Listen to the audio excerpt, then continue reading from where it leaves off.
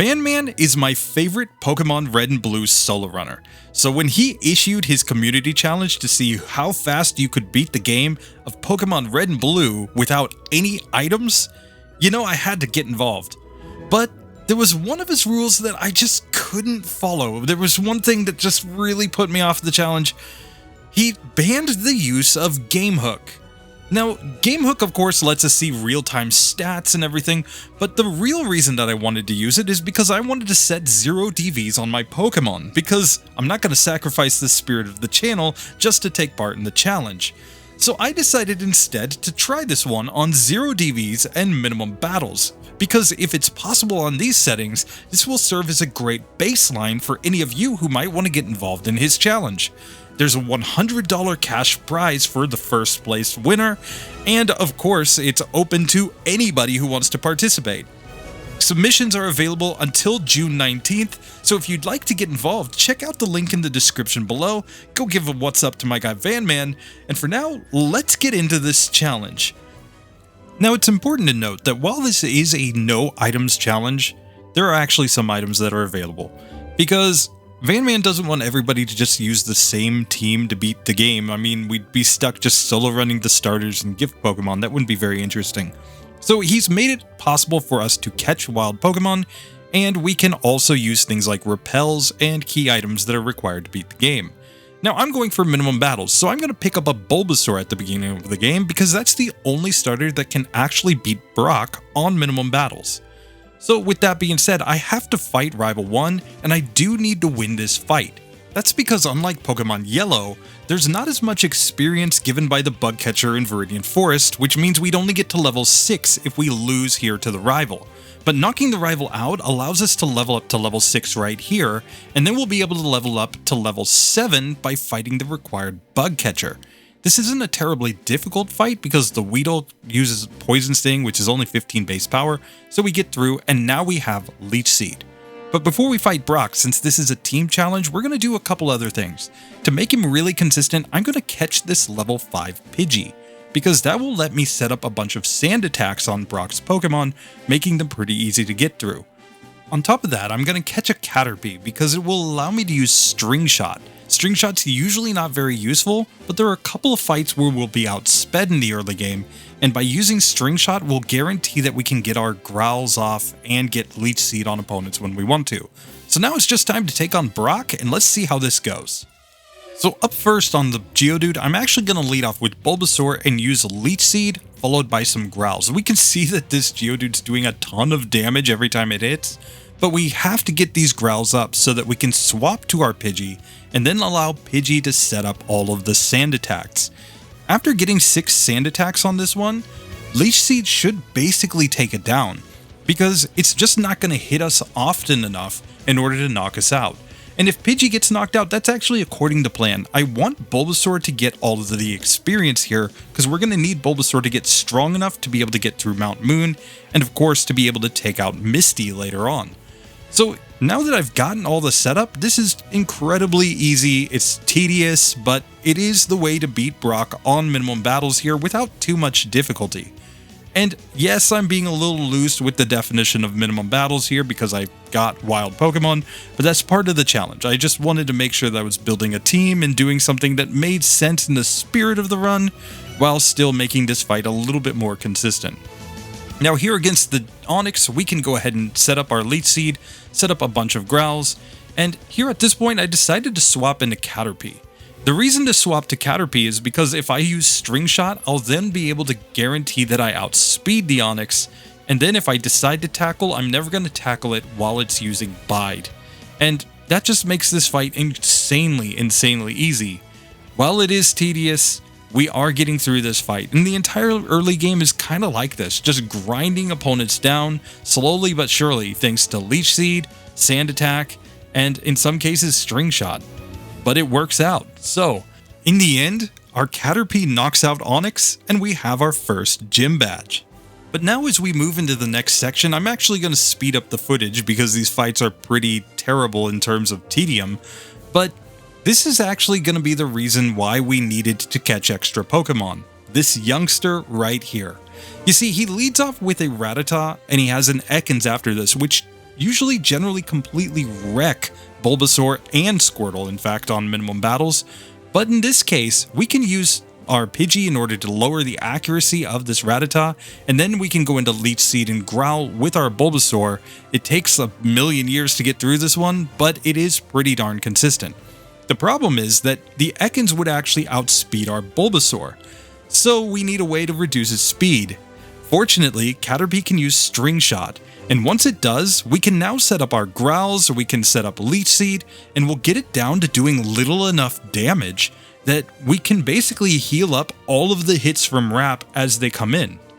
What that means is that this goes from a absolutely terrible battle with the minimum battles Bulbasaur to actually being pretty darn easy. And since the rules allow me to catch wild Pokemon, I'm going to catch some more. I'm going to catch this Spearow right here because it's actually going to be useful in one very particular fight that is tough for Bulbasaur on minimum battles in this section. On top of that, I decided to catch this random Jigglypuff that popped up in front of me because it gives me a chance to get a sleep user pretty early on in the game. It's actually a great chance to get a sleep user early on in the game, and given that sleep is so broken in Generation 1, I couldn't pass up this opportunity when it popped up in front of me. It wasn't really part of my plan going in, but I got it. Next up, in Mount Moon, I decided to catch this Geodude, because some tough Pokemon like Coughing or Ekans or Spearow can be hard countered by this Pokemon, meaning hopefully I'll have fewer resets with my Bulbasaur as I go through this next section. Last but not least, I catch myself a level 10 Zubat, which gives me access to Supersonic, so now I've got a nice array of statuses. I can use Sleep, I can use Confusion, I can use Leech Seed. There are a lot of ways to get through tough fights. And the toughest fight for Bulbasaur is actually this Rocket Grunt right here. In a solo challenge, the fact that he leads off with a Rattata, which again does decent damage, and the fact that he follows up with a Zubat is really hard for Bulbasaur. But thanks to Sand Attack from Pidgey, it actually goes down very easily. But next up is this Zubat, which knows Supersonic and Leech Life. Usually an absolute death sentence for a Bulbasaur, but here we can use String Shot in order to reduce its speed, and then Spearow basically doesn't care about this Pokemon. It's not going to do much damage to a Spearow unless we hit ourselves a bunch of times in Confusion. But even when we do, we now have a situation where we can put this Zubat to sleep. We've reduced its damage a lot with Growl. Now we can go into our Leech Seed, we can go into our Tackle, and eventually this one will go down. And having a team is huge because whenever we're doing chip damage, we can just switch around until they faint. And with that done, the rest of Mount Moon isn't really hard. We get through the Super Nerd without any troubles really, and we can make our way to Cerulean City and of course, Misty's gym. Or so you would think. But I'm actually going to put Misty off for a minute and take on Rival 2 instead.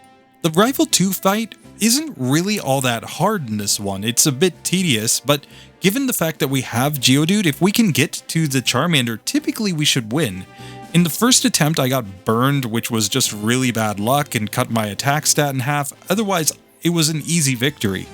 So now in round 2, I'm going to switch up my strategy and I'm going to use Pidgey at the beginning to try to get some sand attacks and then go into Leech Seed and Growl with my Bulbasaur.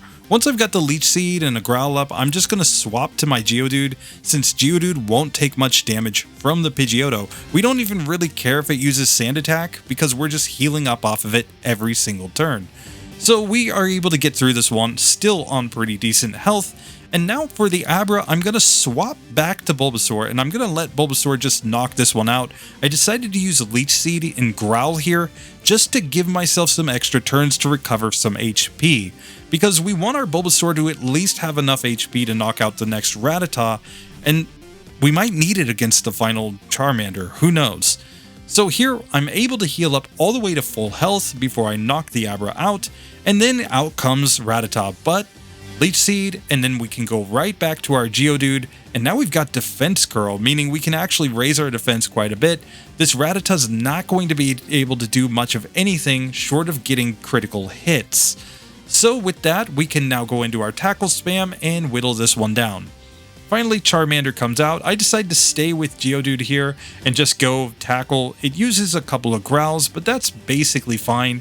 But Ember was enough to knock Geodude out. So now I'm stuck swapping between Pokemon, just hoping maybe I can put it to sleep, maybe we can get some more Growls. No, it's not working. All I have left is Bulbasaur. Fortunately, we healed up so we survive the hit and we get through. And now Bulbasaur becomes Ivysaur, and we get to move on in the game. Now you might be wondering why I didn't just go ahead and fight Misty. I mean, she would have been a super easy fight. Well, it's actually because I don't plan on using Bulbasaur for the rest of the run. I actually want to catch some other Pokemon that I think are going to be better in the late game. Starting off with a Pidgey that's at higher levels, just so that it will be more survivable when I want to set up some sand attacks. But in this section, I also need one more Pokemon.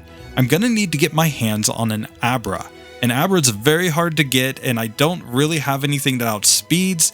I'm just going to have to throw Pokeballs at it and just pray that I actually get one. Finally, I do.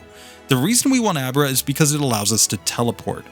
Now we can move on to the Oddish Lass, where fortunately, because of the fact that we have a pretty decent team against these types of Pokemon, our Ivysaur is going to completely wreck the Oddishes because it's 4 times resistance to their absorbs and they can do nothing else. The Pidgey, we can just switch to Geodude, and Geodude should completely wreck this one.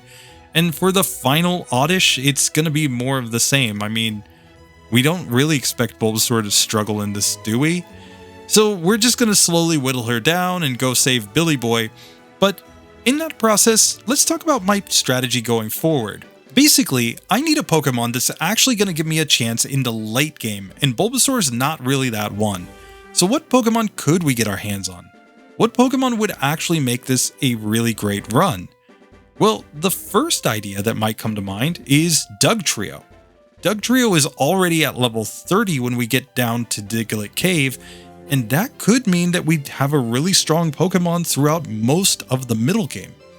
So I actually tried that strategy in my second run, where I picked up the Dugtrio and I went as far as I possibly could, but in the late game, it just wasn't enough. There are too many flying Pokemon, especially when you get to Lance, it just breaks down. So I'm still going to catch the Dugtrio, it still has a lot of usefulness in this section, but it's not going to be my end-all be-all Pokemon. I'm going to use it in some very select situations. I'm going to use it so that I can dig to get out of underground places much easier. There's no problem with using field moves in this run. But we needed better Pokemon to be able to beat the game. So what Pokemon should we use? Well, there's another Pokemon in this section that's much more useful. Drowzee. Now, longtime viewers who watched my Alakazam Hypno race will remember that Hypno is the best Pokemon Red and Blue Pokemon, period. It beats Mewtwo when you're playing on 0 DVs, minimum battles, and with no TMs, and because we're not using items, this is a no TMs run, which means that this is probably one of the best Pokemon we could get, and that's why I put off Misty. I actually want to get at least some XP sharing here with my Drowzee against the Misty fight. So here, I'm going to use my Drowzee just to put the Staryu to sleep, and then I'm going to swap to Ivysaur. I'm going to let Ivysaur do the heavy lifting. It's because the wild Drowzee that we caught was only at level 15, it doesn't know Confusion yet, and Pound doesn't do anywhere near enough damage to get through this fight. Once Staryu goes down, we're going to send Drowzee out again, and then switch immediately back to Ivysaur to let it do the heavy work. Once we get this to a high enough level that it can actually do decent damage to opponents, then we'll go into Drowzee just fighting opponents on its own, but for now, this is a perfectly valid strategy. And we take Misty down on the first attempt. So with Misty going down, we can now go back to Vermilion City where we can fight Rival 3. Now, this one I decided to lead off with Drowzee, trying to put the Pidgeotto to sleep, but man, that Gust does a lot of damage. Still, we can now swap to our Ivysaur, where unfortunately the sleep didn't last very long, but we can set up our Leech Seed and our Growls, and now it's just a matter of slowly whittling this one down. We also have Poison Powder, meaning that we can double the chip damage that we're doing every single turn, and once it gets to fairly low health, I decided to switch back to Drowzee here, and just let it hopefully heal up a few times, assuming that this Pidgeotto doesn't use strong attacks or get any critical hits. Now we can move on to the next Pokemon, Raticate, but I'm going to immediately swap out to Dugtrio here. I'm just trying to switch train my Drowzee and dig one-shots there. Next up is Kadabra. I accidentally put out my Jigglypuff here, but I immediately switched to Drowzee. That's the Pokemon I wanted to use. Because we resist all of its attacks, we can put it to sleep, and now we can just take it to Pound Town, and this is a pretty easy KO. Finally, we've got the Charmeleon, and I just leave Drowzee out there, I put it to sleep, and now I have Confusion at level 17, meaning this is a very easy KO. So there we go, we've beaten rival number 3, and we can move on to Lieutenant Surge. Now, Lieutenant Surge could be completely destroyed by our Dugtrio, but I decided to still keep putting my Drowzee out there. I want the XP as much as I can get, so then I switched to Dugtrio and a single dig knocks out the Voltorb. Next up, we've got the Pikachu, and this seems like a great opportunity to just let my Drowzee knock a Pokemon out on its own. Pikachu's not that strong. It does land Thunder Wave, but fortunately, our Confusion does a lot of damage after we put it to sleep. It's a 2-hit KO. Finally, the Raichu. I swapped back to Dugtrio here because Raichu in Pokemon Red and Blue cannot do any damage to ground types, and a single dig knocks it out. We've taken down 3 badges, and we're moving on to the game. So with Lieutenant Surge going down, our Drowzee is finally getting strong enough that it can take on opponents on its own. Starting with the Wrapping Lass, we've got a type advantage with Confusion, which means that this is the part of the game where as long as we can just put opponents to sleep and land our Confusions on them, we're going to be able to get through all of these fights without too much difficulty. Now, it's not perfectly consistent because Drowzee isn't a super strong Pokemon. We're not nearly as over-leveled as we typically would be in this section of the game because we've split XP between Pokemon, but Drowzee will get this section done without a ton of difficulty. Here in this Wrapping Lass fight, we get paralyzed even. It doesn't really matter. As long as this last Bellsprout doesn't go absolutely crazy on Wrap, it's at most a 3-hit KO after having it set up a bunch of growths. So Drowzee's just going to move on in this section and basically beat everything. It's never going to be fast in this section, but it is possible. Moving on to the Rock Tunnel Hiker, we can see how weak our Drowzee really is at this point, because it doesn't just one-shot these Geodudes with Confusion. No, it's a 2-hit KO each time. So putting these Pokemon to sleep is actually pretty significantly important. On this attempt, I go for Hypnosis on the second Geodude, I get it to sleep, and 2 Confusions is enough to knock it out. We get all the way to the final Graveler here. I'm going to try to put it to sleep, but it self-destructs and knocks me out. I had to reset there. Now, not because I was out of Pokemon, it's because my strategy requires that I have this Drowzee level up. If we're not one-shotting Geodudes at this point, we're definitely not strong enough to take on the toughest trainers in the middle game at this point. And I'm actually going to put off evolving my Drowzee as long as possible because I want it to learn its really strong moves, Psychic and Meditate, at lower levels than it would learn them as a Hypno. And that means every experience point is absolutely precious here. So in the second attempt, I managed to put this Graveler to sleep, and it turns out to be a 3-hit KO with Confusion. I have to put it to sleep a second time after it wakes up, but we get through on this attempt. So if there's one thing we learned from that fight, it's that we need levels and we need them fast. And the perfect place to go is the Rocket Game Corner, because a lot of these Rockets have Poison-type Pokemon that we can easily knock out with Confusion, and even this Raticate, we can just put it to sleep, and it's basically a 2 or 3-hit KO depending on the ranges that we get. In this section, we can gain quite a few levels and not really have too much challenge doing it, and we can also level up to get Headbutt, giving us an actual normal type move that is useful in battle. Now, this is one of the places that's actually different between Pokemon Red and Blue and Pokemon Yellow. There are more battles on a minimum battles route in Pokemon Red and Blue, because in front of Giovanni here, there are 2 Rockets, and we're going to see another spot where there are more Rockets that we have to fight at the top of the Pokemon Tower, and that actually gives us a chance to get a few more levels than we otherwise would. But arguably, these Rockets are harder than Jesse and James because they have a fully evolved Arbok on one side and a fully evolved Sandslash on the other side. And the constant slashes caused me to take a ton of resets in this section with my Drowzee. I ended up having to dig out, go and heal up, and it just didn't work out very well. Here on this attempt, I am finally going to get through, but man, that took a ton of attempts. Our score has dropped quite a bit. We're only taking resets though, there are no optional battles, so we're still at 98.1 going into our fight with Giovanni. Now I delayed the level up there, and I'm going to fight Giovanni with a Drowzee. Here in this section, it shouldn't be too hard. I just put this Onyx to sleep and then I go for Confusion. 2 hits is all it takes to knock that one out. Next, on the Rhyhorn, it's more of the same. Horn Attack does decent damage though. So I have to put it to sleep and I have to use Confusion to knock this one out. Kangaskhan, funny enough, hits really hard. And if I don't put it to sleep, I actually got knocked out a couple times here. So I had to come back, put it to sleep, and with the Confusion, it's a 3-hit KO there. Giovanni goes down, and we can move on in the game.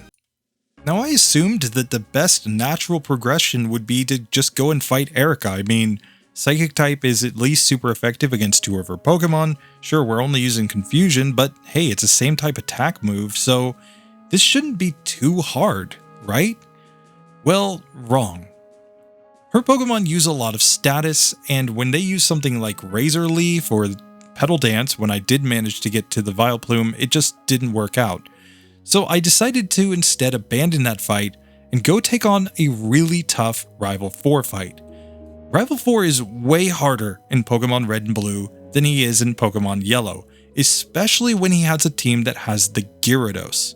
Because Gyarados' moveset at level 5 is completely OP, and that means that it already knows, regardless of level, Hydro Pump, Dragon Rage, Bite, and Leer. And Dragon Rage is super strong at this point when it's a 2-hit KO on everything, and Hydro Pump does massive damage because it's a 120 power, same type move. So we really aren't in a great spot here, but I am able to take down the first 2 Pokemon with my Drowzee, and I'm actually able to get the Gyarados to sleep.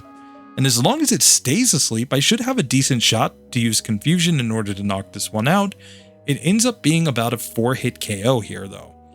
Next up, he has a Kadabra, and fortunately this one is the least scary Pokemon.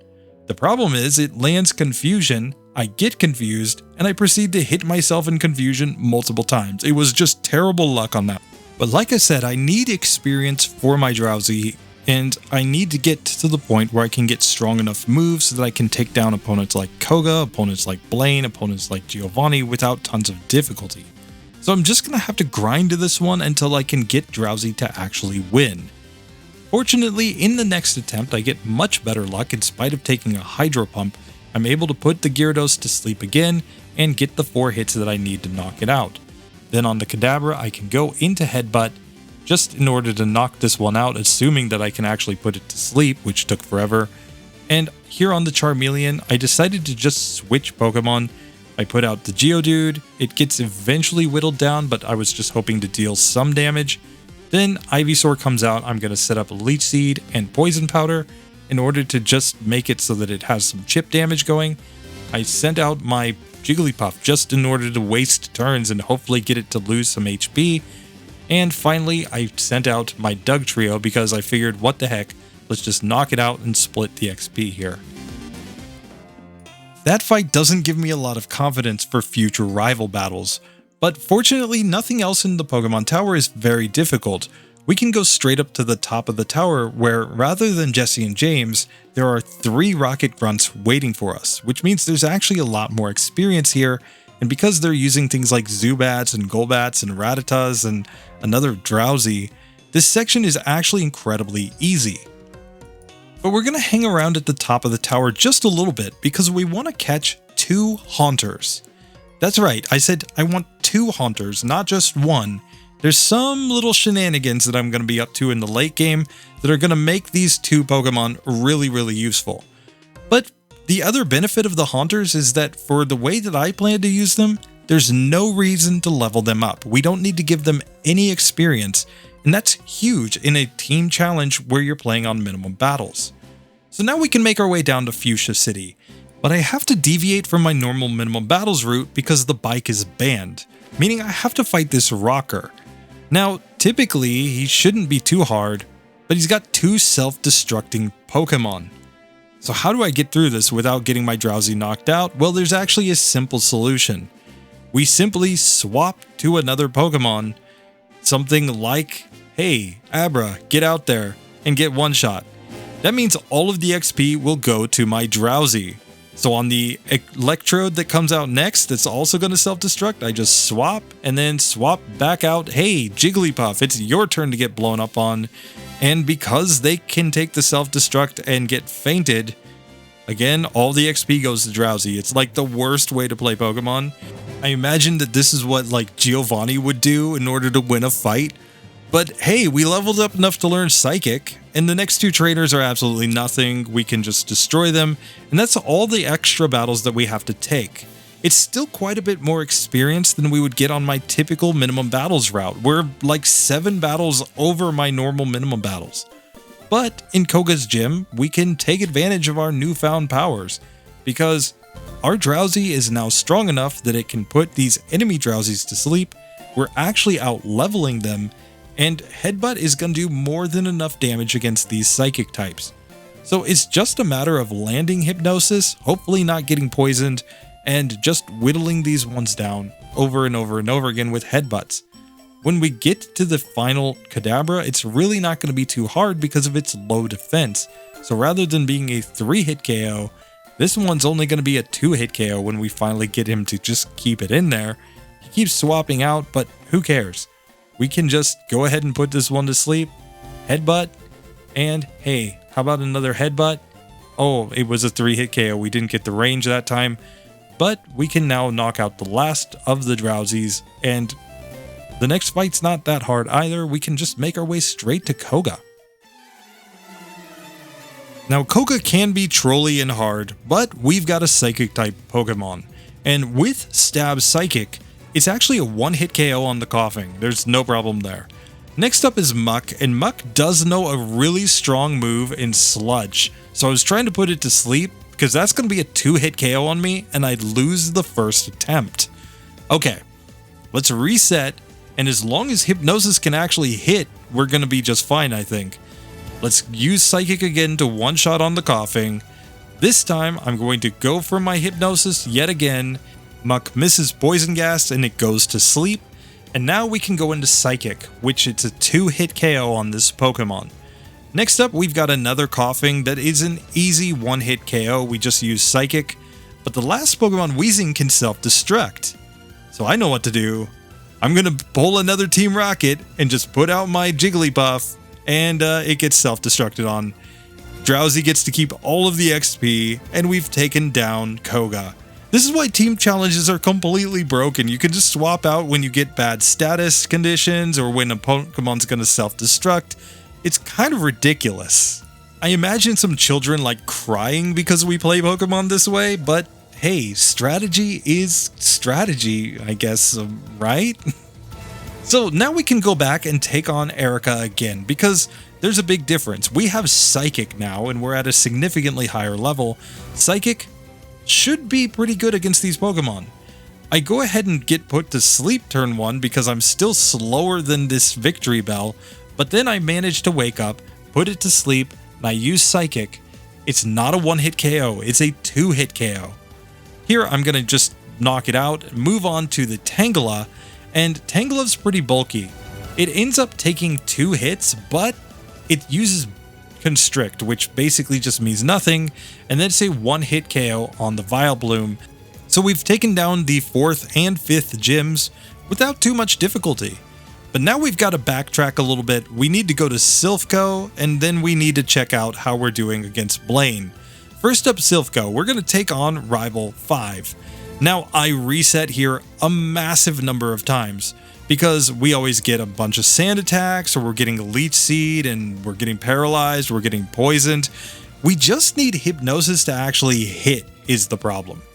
In this fight, we actually level up in order to get Meditate, which means we can start taking advantage of the Badge Boost glitch. We level up just right after this Pidgeotto, and as long as this Execute would cooperate and just stay asleep, we could actually set up all of the Meditates and then have a pretty easy time against the rest of the team. But these strategies, while they make a lot of sense, aren't super consistent. In this one, we're finally going to get the luck that we need in order to put our opponent to sleep. We get a Sand attack, which means I'm going to have to swap Pokemon later on though, because otherwise it's just not really going to work. Fortunately, we get through Pidgeot on full health, we can learn Meditate, and we're going to learn it over Poison Gas. Poison Gas isn't really that useful in the late game, we'll have other status Pokemon anyway. So here we can just try to put this Execute to sleep. I decided to swap out to my Jigglypuff just because of the fact that I had that Sand Attack. So this is going to be incredibly tedious while it just whittles my Jigglypuff down a little bit. And then I switch back to my Drowzee. Here I put it to sleep and I'm able to start setting up. And once I have enough badge boosts, I'll outspeed everything. And then I can just hope and pray that I get enough Meditates and enough Hypnosises to hit that I keep them asleep. Here I get poisoned, but I decide to just keep going with it, and a couple of headbutts knocks that Execute out. Now we can move on to Gyarados, which I outspeed, I put it to sleep, and it immediately wakes up. Thanks, game. But I put it back to sleep, and now I can finish setting up some of my Meditates and go into the Headbutts. Headbutt is my strongest move at this point. It's stronger than Psychic because I have the boosts in attack. We one-shot the Alakazam, and now it's on to the Charizard. Here, I just need to put this one to sleep. Fortunately, it uses Rage, so it's not going to do a lot of damage, but I'm taking chip damage every turn from Poison. I finally get it to go to sleep, and now I'm going to go into Headbutt. Its Rage can build all at once while it's asleep. It's a 2-hit KO. There we go, we've beaten Rival 5, and we can move on to Giovanni. But because I've learned all of my level up moves that I want to learn at this point, I can evolve into Hypno now. And evolving into Hypno makes this so much easier. Because Hypno is obviously superior to Drowzee in every way. It's got a lot more special, it's got more speed, and it's just going to pack a much bigger punch with moves like Psychic. So after putting Nidorino to sleep, we're just going to set up all the Meditates here, and I think we're pretty much just going to sweep the team. We don't have a badge boost in special at this point, but it doesn't really matter.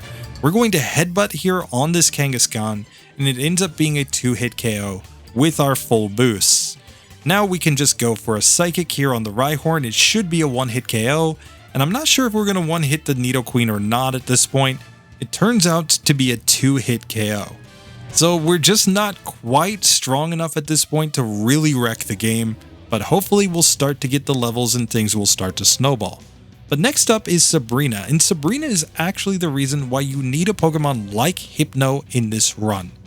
Sabrina has Smart AI in Pokemon Red and Blue, which means that against a non-Psychic type Pokemon, she's going to use a lot of really strong moves. But when you're a Psychic type, it actually cheeses her AI quite a bit. She starts using moves that wouldn't be very strong in general. She's using Double Slap here with Mr. Mime, and we're just headbutting it down. She has Leech Life here with this Venomoth, but it doesn't really matter. It's a 1-hit KO, and the Alakazam will only use Recover, so we can just one-shot it with Headbutt. This is the reason why Hypno is better than Alakazam and better than Mewtwo in Pokemon Red and Blue, because it has a much easier time with the Sabrina fight. Now we can move on to Cinnabar Island, where we don't really have too much to do, but we want to catch a Muck. Muck is actually really OP in this kind of challenge, because we don't need to train this Muck at all in order to use it for what we want to use it for. This Pokemon has access to Minimize and Sludge as a same type attack move. It's gonna be really OP later, but for now, let's get into the Blaine fight. Blaine is really terrible in Pokemon Red and Blue. This is just a massive difference from Pokemon Yellow, where I get wrecked over and over again in this fight every single time. Even though he lost Smart AI in Pokemon Yellow, his team is just so much stronger. I really cannot imagine too many situations where Blaine would actually be hard in Pokemon Red and Blue. The only cases I can think of are with Pokemon that are specifically really weak to Fire type and have pretty low specials. So I'm thinking about Bugs, maybe some Grass types, but typically they get Growth and Swords Dance, so they can just badge boost here in order to wreck this fight. So there's not really much reason to fear Blaine at all. I put him to sleep with his final Arcanine, and Headbutt does the job. We get through on the very first attempt. Next up, we're moving on to Giovanni's gym, and Giovanni, typically he could be hard, but he's way easier in Pokemon Red and Blue yet again. He leads off with a Rhyhorn that doesn't know any same type moves, compared to leading off with a Diglett that knows Fissure, Earthquake, and Dig in Pokemon Yellow. That's a cakewalk.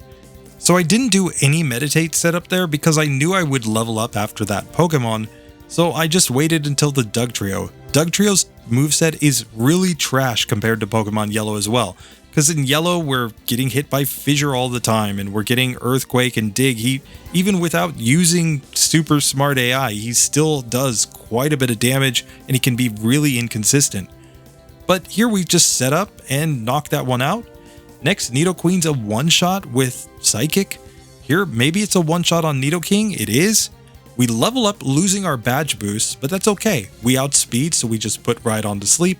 And it turns out that it's just a 2-hit KO with Psychic here. This fight is not difficult at all for Hypno, and we're moving on to Rival 6 at this point.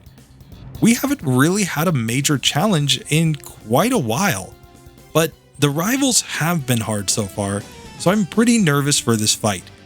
He leads off with his Pidgeot, and of course we could get a wing attack, we could get something like Whirlwind here that would do basically nothing, but he's never going to use Agility because he has smart AI. So here we have to hope to set up here by getting this Pidgeot to sleep and setting up all of our Meditates right here on this one so that we're strong enough to get through the rest of the team. I didn't think I would get through on that run when I got all the way down to 1 HP. So we're going to have to fight this one again, and there's not really anything that we can do. We're on minimum battles and we're not allowed to use rare candies. In my first attempt, I mindlessly used my rare candies at this point, thinking like, oh yeah, you know, just rare candy up and, you know, don't have to fight any more fights.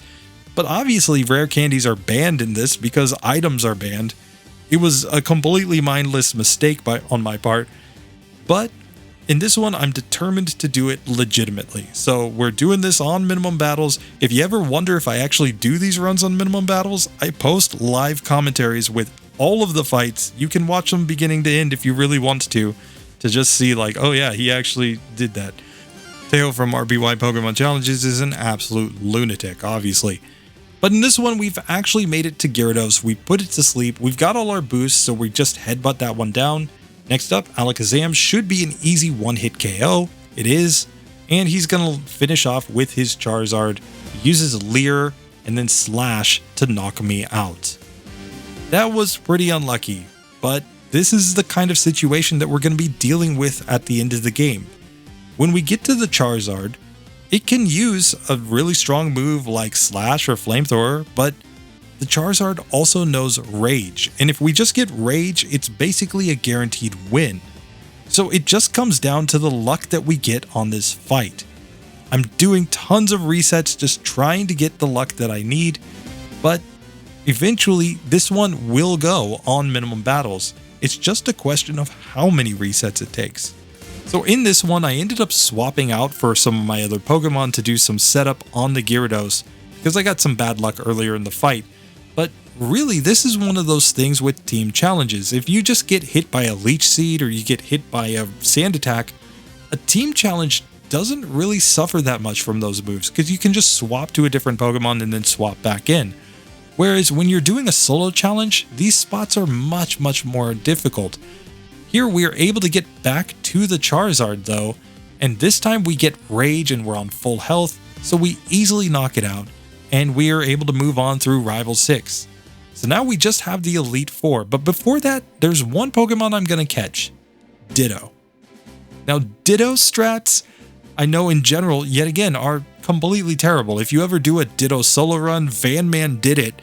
It is a massive nightmare to play that run. But Ditto is actually really useful when you're doing a team challenge. The difference is that you can swap Ditto out. So when it runs out of PP in its moves, it's not necessarily the end of the world or the end of the fight. You can just swap it out, swap it back in, transform again, and this might be very useful on the Elite Four, given that it's a Pokemon that we wouldn't need to train. It will take on the stats of its opponent when it transforms into them. Now this Ditto just completely refuses to cooperate and get into the Pokeball. I think I threw like 20 or 30 Pokeballs at it just in order to catch it, in spite of whittling it all the way down to low health. But there we go, we've got it, and now we can get into the Elite Four. Now the strategy for Lorelei's simple. Lorelei is the reason I got Muck.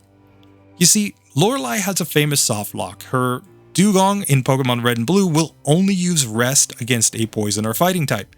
We can exploit that by just setting up all the Minimize right here, and after we set up Minimize, it turns out that Sludge is a 3-hit KO with this completely untrained Muck. And that means that we have the ability to knock this one out in the time that it rests, and we can move on to the next members of the team. Well, fortunately, while yes, Ice Beam does decent damage, it doesn't do a lot because we've got so many badge boosts, and we're able to knock out the Cloyster. Next up is Slowbro, but Slowbro doesn't know Psychic in this version, it only knows Amnesia, and because of her smart AI, she's just going to spam Amnesia over and over and over again against a Poison-type Pokemon. This is part of how I was able to beat the entire Elite Four in Pokemon Red and Blue with a single level 5 Ghastly, by knowing that basically Lorelei, 2 of her Pokemon will never even attack a Poison-type Pokemon. So as long as you can get through the soft lock on the Dugong, you have a chance to get through the entire team. Add on to that the badge boost glitch and the fact that we can't be hit nearly as often because we've set up Minimize. Even after we level up and we lose our badge boost here against the Jinx, it's still a 3-hit KO, and that Thrash didn't do that much damage to our Muck. So we're able to get through this Pokemon yet again. Now we move on to the final Lapras. And here I'm basically feeling like Muck has already done its job. We caught this wild Pokemon, we didn't train it at all, and all we really wanted it to do was take down Lorelei. We've still got a couple of Haunters, we've still got Ditto, we've still got our Hypno to be our real heavy hitters later on.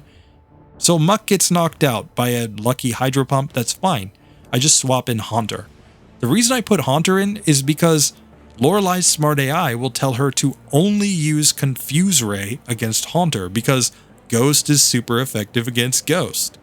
So we get this situation where we can just use Nightshade and confuse the Lapras. Yeah, I'm taking some damage, but as long as the Haunter doesn't faint, it's perfectly fine.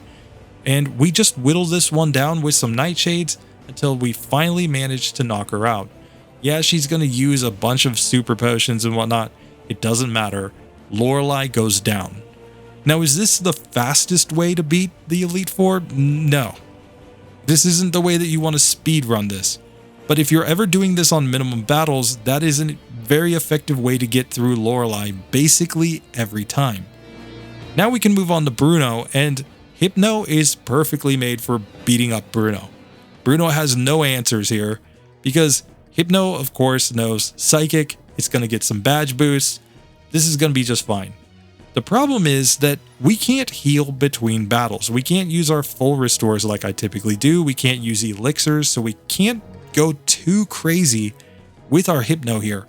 We actually need to keep it alive and keep it on pretty decent health. But we also need enough PP for later members of the Elite Four. So here on the Hitmons, I'm actually going Headbutt, and it's a 2-hit KO in each case. Now Hitmonchan did nothing to us, but Hitmonlee does land a high jump kick. Even though we resist it, it did pretty decent damage. So now I'm going to go Psychic the rest of the way, I think, because I just want to avoid taking too much damage here. And really, we're going to put Hypno back on the bench after we manage to knock out this Machamp, but it wasn't a 1-hit KO there.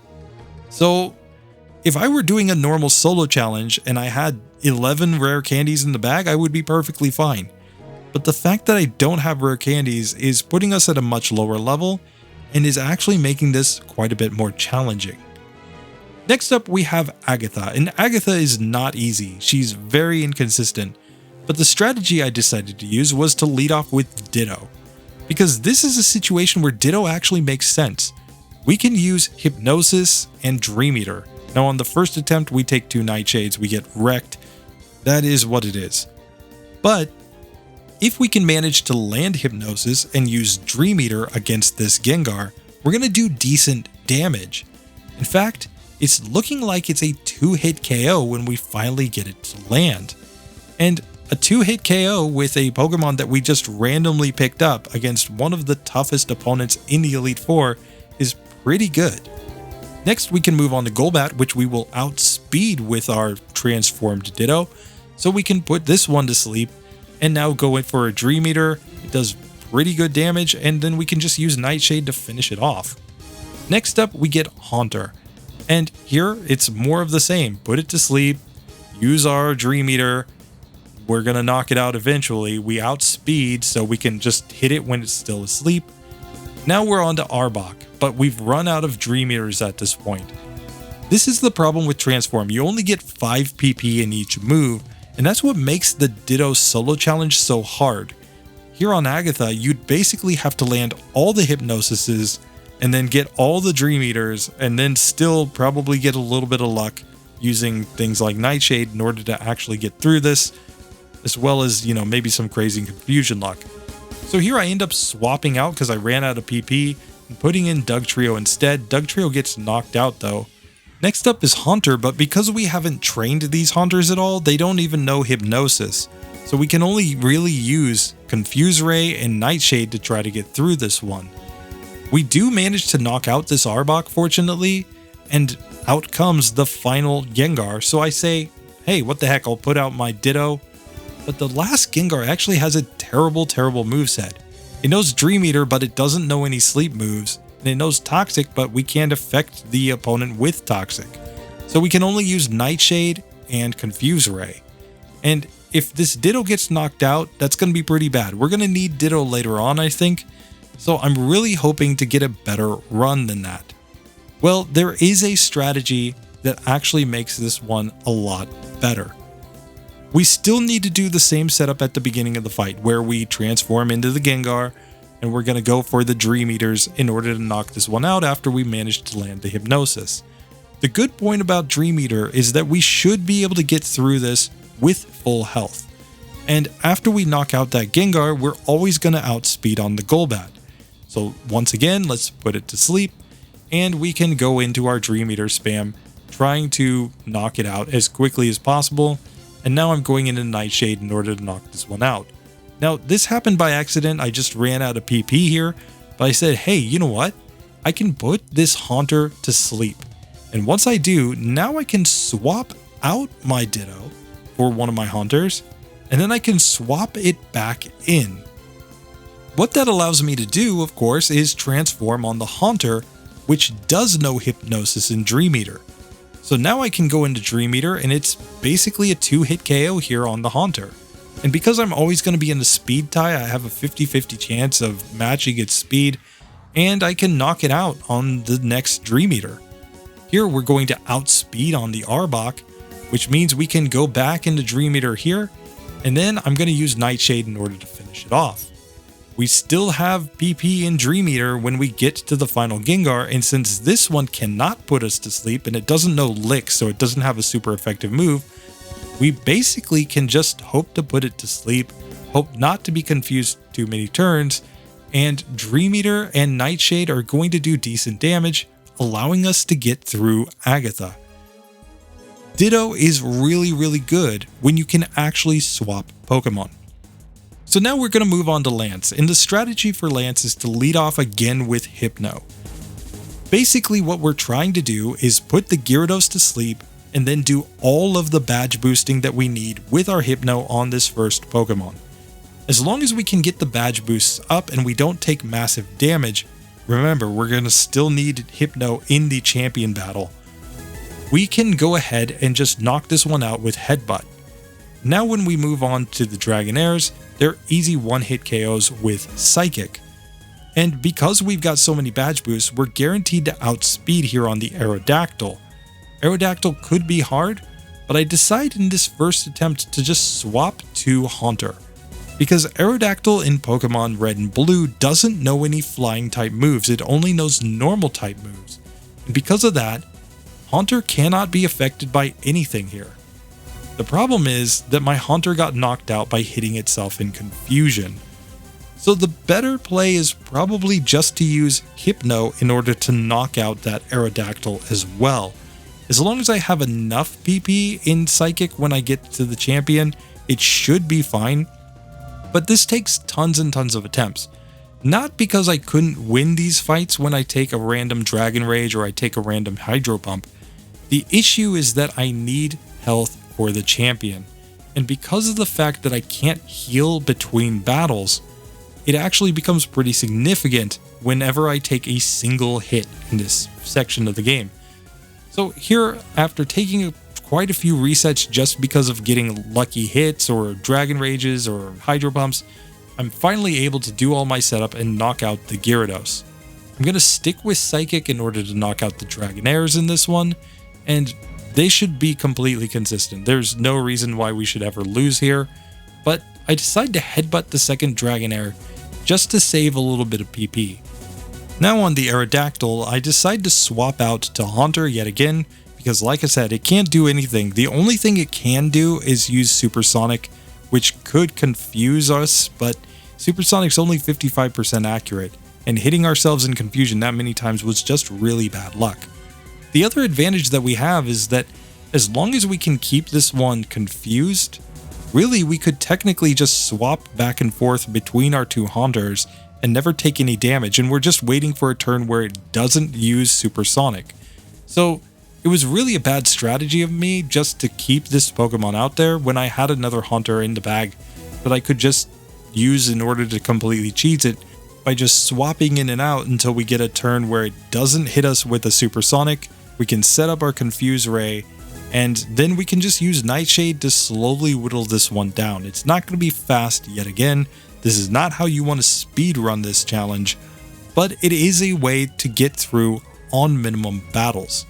Now, one issue here, of course, is that he does use Hyper Potions, so you're going to have to take a lot of turns, but now we can get to the final Dragonite. And Dragonite is another Pokemon in Pokemon Red and Blue that will never attack a poison or fighting type Pokemon. It knows agility and it knows barrier, and because of smart AI in Pokemon Red and Blue, it thinks non-damaging moves, as long as they're of the right type, are super effective against opponent Pokemon. It's just completely stupid. It's the reason they had to completely redo the movesets of the Elite Four in Pokemon Yellow in order to make them an actual challenge. You ever get here with a poison or a fighting type against this Dragonite, you should win 100% of the time, unless you've run out of PP and you have to use Struggle and you knock yourself out that way. Otherwise, this is a guaranteed win. We've paralyzed this one by using Lick, and now we're just confusing it over and over again. I'm using Lick and Nightshade and anything that I have left in order to just whittle it down slowly but surely. He's gonna almost certainly use a Hyper Potion, but it's not guaranteed. He's not 100% to use it. So if you can just get the luck like this, where he never uses the Hyper Potion, you can knock out the Dragonite and you're on to the champion. On minimum battles with a team, but yeah, we haven't gotten any extra XP in this entire run, other than the fights that are completely required. But now we've got a real challenge, the champion. You see, the champion comes down to this: we can't take a lot of damage with our Hypno. Hypno is the main Pokemon that we need to get through most of this fight. Now, we can cheese a little bit here on the Exeggutor, because Exeggutor is only going to use Hypnosis over and over and over again against one of these Haunters. But fortunately, we can take advantage of that. We'll swap in a Haunter that knows Hypnosis in order to put it to sleep. Then we can swap out to a Dugtrio, set up a bunch of Sand Attacks, and then hopefully get our Hypno back in, set up all of our Meditates, and get through the rest of the team. But it's just not as easy as it sounds, because we always end up taking lucky hits. Maybe it's the Gyarados landing a Hydro Pump or a Dragon Rage, or maybe we get all the way to the Charizard and it lands a lucky Slash, even though we've set up all of the Sand Attacks on it. There are just so many spots where the champion is really, really trolly. But this fight will go eventually, especially with a team, with the fact that we can swap out, we can put things to sleep, we can really just cheese the AI in tons of ways. This is just a matter of getting all of the setup. And once we do, we're going to be able to swap in our Hypno eventually set up the meditates, and this fight should go. But how do you get through when you just keep getting tons and tons of lucky hits from the champion? You've got all these sand attacks set up. You just keep missing with all your hypnosises, and you just can't get the fight to actually go. We're over 3.5 hours in this run at this point, and I'm getting really frustrated in the live commentary because he's hitting every time with his hypnosis. My hypnosis never seems to hit on the Gyarados or the Charizard. And yeah, that's just kind of my luck in this one, I guess. That's why I'm not a speedrunner. Because when you're speedrunning and you get one fight like this with bad luck, you just have to reset. The run is over. You're not going to be able to get the time that you're looking for. So here I'm coming back, and I'm just staying on minimum battles. I gave up on speed a long time ago. And this one, I'm able to knock out the Pidgeot. And fortunately, it's always a one-hit KO there on the Alakazam. It's always a one-hit KO with Psychic here on the Rhydon. So anytime we get through Pidgeot, we're always going to get to the Exeggutor. Once we get to Exeggutor, here we are. We can do our setup where we're going to put this one to sleep. And it all comes down to the fact that our Hypno levels up in the middle of this battle. If we didn't level up in the middle of the battle, if we had our rare candies, we wouldn't even need to mess around with all this nonsense. And in the live commentary here, I'm just going on and on about how this Hypno hits like 10 hypnosises in a row. It just never misses. 60% accuracy. The game just doesn't care anymore. It's just decided like, hey, I hit with everything. But when I try to actually use hypnosis against the AI, it just misses every single time, it feels like. But eventually this one will go, because even though he has basically infinite PP, he's never going to damage our Haunter. And once we can manage to actually put this one to sleep, which takes, like I said, a small eternity because of this fight, I'm going to be able to set up hopefully some sand attacks here and then get my own Hypno back in there in order to set up all the meditates and hopefully take this one out. It's amazing to me. This fight is tilting me as I'm doing the post commentary. Like, how do I get such bad luck? But I am able to get my Doug Trio in there, set up a couple of sand attacks. Now I have to swap the Haunter back in order to put it back to sleep and confuse it so that I can go back to my Doug Trio and do more sand attack setup. If I don't do this, if I don't set up the sleep in the confusion here, Exeggutor wakes up way too much and then it ends up hitting a stomp or something and just one-shotting my Doug Trio. So I just have to do this really tedious back and forth.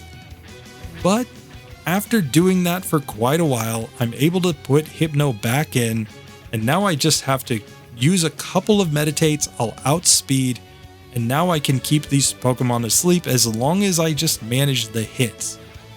Now it's woken up, so I'm just gonna put it back to sleep. Now go for my headbutts. He full restores.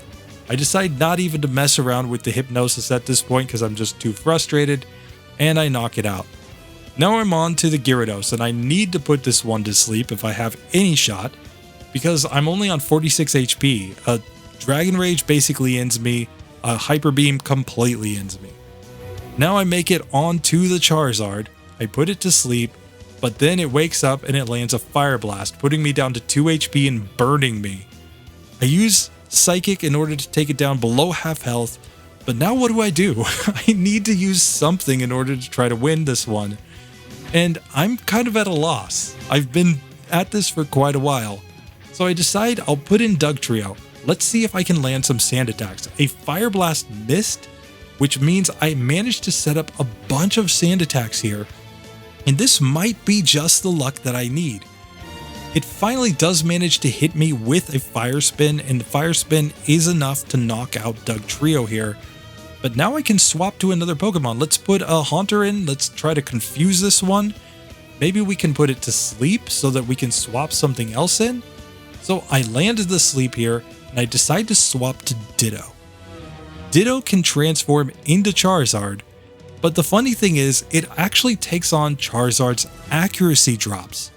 So we're not able to hit with very many moves here. And we have the same stats as Charizard. It's always just going to be a speed tie once we've transformed. The only stat that doesn't change is our HP. It takes on everything else. So if you ever transform into a Pokemon that's set up a bunch of double teams, you're going to take on their double teams. If you transform into a Pokemon that's had a bunch of attack drops, you're going to get those attack drops. And here I get him all the way down to low health, but now I'm running out of PP and he uses a full restore.